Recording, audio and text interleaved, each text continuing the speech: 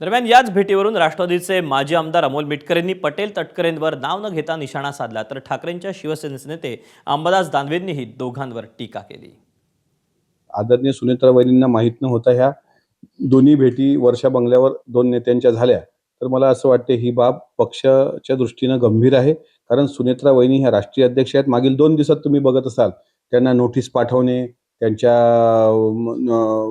राष्ट्रीय अध्यक्षपदावर प्रश्नचिन्ह निर्माण करणे आणि मग ह्या सगळ्या गोष्टी करणं हे थोडंसं चुकीचं आहे. सुनेत्रा वहिनी ह्या राष्ट्रीय अध्यक्ष आहेत. त्यांना विचारल्याशिवाय कुठलाही निर्णय कोणीही नेत्यांनी घेऊ नये. राज्याच्या मुख्यमंत्र्यांना भेटताना त्यांना विश्वासात घ्यायला हवं होतं. अजितदादा गेल्यानंतर त्या पक्षाची तशी रया गेलेली आहे. अजितदादा होते तर तो पक्ष होता. आता अजितदादा नाही तर त्या पक्षाला कोणताही अर्थ नाही. कारण बाकी आता काही वहिनी साहेबाविषयी तर काही बोलणं योग्य नाही होणार, कारण त्यांना याचा अनुभवच नाही. कारण हे लोक काही काम करू देणार नाही. हे लोक भारतीय जनता पार्टीची चमचेगिरी करणार आहे.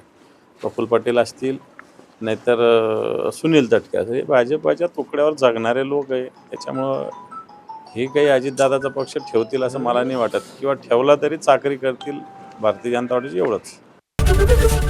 एबीपी माझा, उघडा डोळे बघा नीट.